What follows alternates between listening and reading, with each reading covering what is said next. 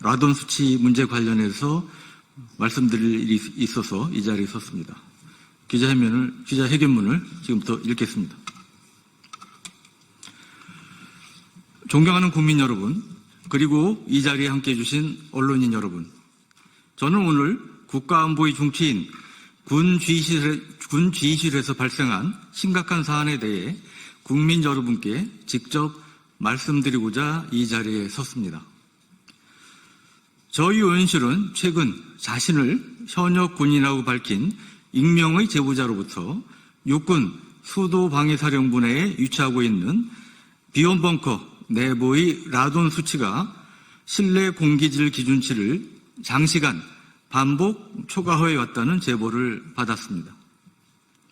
저는 즉시 국방부에 사실 확인을 요청했고, 군은 2013년부터 비온벙커의 공기질을 정기적으로 측정해 왔으며, 벙커의 일부 구역에서 실내 공기질 관리법상 기준치인 148 베크렐을 매번 초과하는 라돈이 검출되었다는 사실을 공식 확인했습니다. 문제는 단순한 수치 초과에 그치지 않습니다. 국방부 시설국은 문제를 인지하고 지난 10여 년간 100억 원이 넘는 예산을 투입했지만 이 위험한 환경을 개선하지는 못했습니다. 특히 2020년부터 22년까지 실태 파악 및 저감 방안 수립을 위한 전문 연구 용역을 실시했고, 2023년과 지난해에는 약 7억 8천만 원을 들여 저감시설 보강공사까지 진행했지만 최근 측정치 역시 기준치를 여전히 상회하고 있습니다. 제 옆에서 보실 수 있는 표는 최근 5년간 군이 비온벙커의 일부 지역에서 측정한 라돈 수치입니다. 2020년 벙커 내 임의지역 2개소에 대해 두 차례에 걸쳐 측정한 평균 수치는 약 450 베크렐이었고 최고 711 베크렐까지 검출되었습니다. 지난해에는 측정 지역을 대폭 늘려 총 38곳을 측정한 결과 저감시설 보강공사의 영향으로 평균치는 많이 낮아졌지만 여전히 기준치를 상회할 뿐만 아니라 최고 706 베크렐이 검출되는 등 일부 구간에서는 변함없이 위험한 수준을 유지하고 있습니다. 비온벙커는 안방과 지하수에서 고농도 라돈이 지속적으로 발생하는 구조입니다. 내부는 협소하고 외부 공기 유입과 자연 환기가 어렵습니다. 이러한 구조적 한계로 인해 일부 지역의 라돈 수치는 반복적으로 권고 기준을 초과하고 있는 상황입니다. 라돈은 무생무취의 자연 방사성 기체로 1급 발암물질입니다. 세계보건기구 WHO는 흡연 다음으로 폐암의 주요 원인으로 라돈을 지목하고 있으며 특히 밀폐된 지하 공간에서는 지속적인 건강 피해를 유발할 수 있음이 과학적으로 입증돼 있습니다. 이처럼 비온벙커는 그 위험성이 명확히 확인된 장소입니다. 벙커 내 모든 구간에 걸쳐 공조장치를 추가로 설치하거나 공조설비의 용량을 증설하는 것이 가장 효과적인 저감 방안이지만 공간 부족으로 사실상 매우 어려운 상황입니다. 또 공조장치를 완벽히 보완하더라도 일부 장치가 고장을 일으킨다면 해당 구간은 고스란히 고농도 방사능 노출 위험에 놓이게 됩니다. 우리나라의 대표적인 라돈 전문가이자 비온벙커를 직접 방문해 그 구조를 확인한 경험이 있으신 조승연 연세대 명예교수도 비온벙커는 천연적으로 라돈이 다량으로 발생하는 지역에 위치해 있고 벙커 내부 구조가 워낙 복잡하고 협소한 구간이 많아 내부 전체를 자연 환기하기에 불가능한 지역이며 단순히 공조기 증설만으로 라돈 수치를 낮추는 해결 방안은 한계가 있다는 의견을 제시하셨습니다. 비온벙커는 전시 대통령이 지휘하는 국가 전략주의 핵심 시설입니다. 매년 한미연합연습이 열리는 공간이기도 하며 미군 일부도 이 공간에서 함께 훈련합니다. 그럼에도 국방부는 주한미군 측에 비정상적인 라돈 수치에 대해 통보조차 하지 않았습니다. 한미동맹 정신을 훼손할 수 있는 행태입니다. 더욱 놀라운 점은 지난해 10월 창설된 전략사령부 일부 참모부 요원 약 40명이 비온 벙커에 상주하며 근무했었다는 사실입니다. 국방부는 사전에 전략사 지휘부에 라돈 수치 초과 사실을 공식적으로 알리지 않았고 이 사실을 몰랐던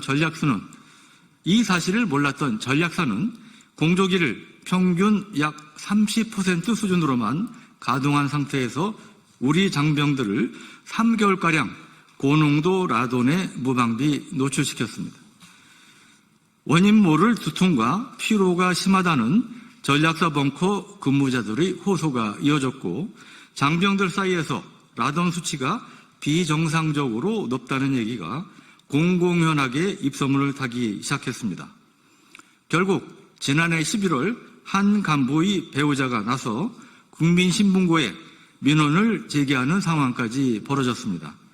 민원인은 남편이 일하는 벙커에서 라돈 수치가 300 이상 나왔는데 이것이 정상적인 근무 여건이냐라고 절규했습니다. 결국 전략사 간부들은 상주한 지 약 석 달이 지나서야 벙커가 아닌 모초로 근무지를 옮길 수 있었습니다.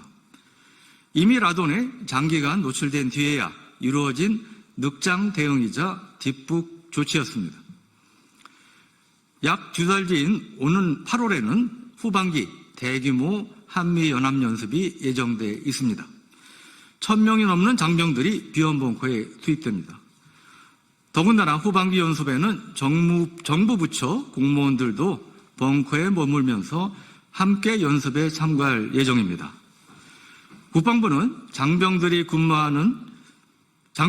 주로 임무를 수행하는 지휘통제실을 비롯한 핵심 상주 공간은 공조장치가 잘 설치되어 있어 기준치 이하의 라돈 수치를 유지하고 있다고 밝혔지만 현재 설치된 공조시설의 용량은 핵심 상주 공간 외에 벙커 내부 전체를 커버하기엔 턱없이 부족한 실정입니다.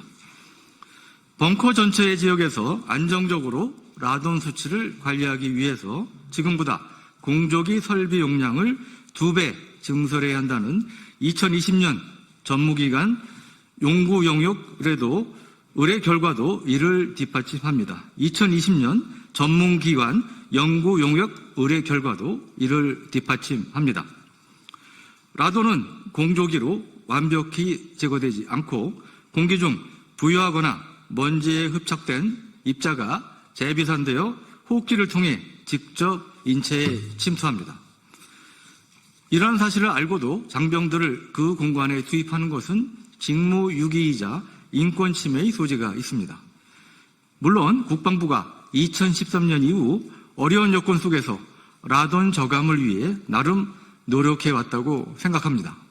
하지만 장병들이 안전과 직결되는 중대 사안인 만큼 저는 국방부에 다음과 같이 요구합니다. 첫째, 비원 벙커 전 지역의 라돈 수치를 낮출 수 있는 효과적인 대책 수립에 즉각 착수해 주시길 바랍니다. 만약 구조적이고 태생적인 문제로 라돈 수치를 낮출 수 없다면 벙커의 지속 사용 여부를 즉시 전면 검토하고 제2 지휘시설 마련을 포함한 대체 방안 수립에 착수할 필요가 있습니다. 둘째, 이달 말까지 완료 예정인 전략사 간부 40여 명에 대한 전수 건강검진을 철저히 시행하고 만약 건강 이상이 발견된 간부가 있다면 치료에 만전을 기해 주시길 바랍니다.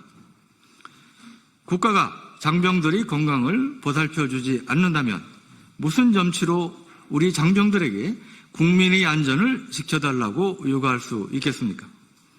셋째, 이번 사태에 대한 책임 소재를 분명히 하고 향후 유사 사례가 발생하지 않도록 실효적인 대책을 마련해야 합니다. 미 국방부는 1990년대 중반부터 군사시설의 공기질, 관리 강화를 추진해 왔으며 2018년부터는 라돈 저감을 위해 전수조사를 실시하고 공기 배출 및 환기 시스템 강화 등 대대적인 조치를 통해 모든 군사시설의 라돈 농도를 148 베크렐 이하로 유지하기 위해 노력하고 있습니다. 비연봉고처럼 미 콜로라도주 스프링스 인근 화강암 산악지대에 조성된 북미 방공사령부 벙커, 즉 샤이언 마운틴 콤플렉스가 여태껏 공기질 관리에 대한 이슈 없이 안정적으로 관리되고 있는 실태를 우리 국방부에서도 적극 참고할 필요가 있습니다. 국가안보를 위해 헌신하는 장병들이 자신도 모르는 사이에 위험에 노출되는 일이 더 이상 반복돼서는 안 됩니다. 국방부는 지금이라도 책임 있는 자세로 국민 앞에 명확히 설명하고 장병들과 그 가족들에게 정중히 사과해야 합니다. 뼈를 깎는 반성과 실질적인 후속 조치를 강력히 촉구합니다. 2025년 6월 17일 국민의힘 국회의원 유용원. 감사합니다.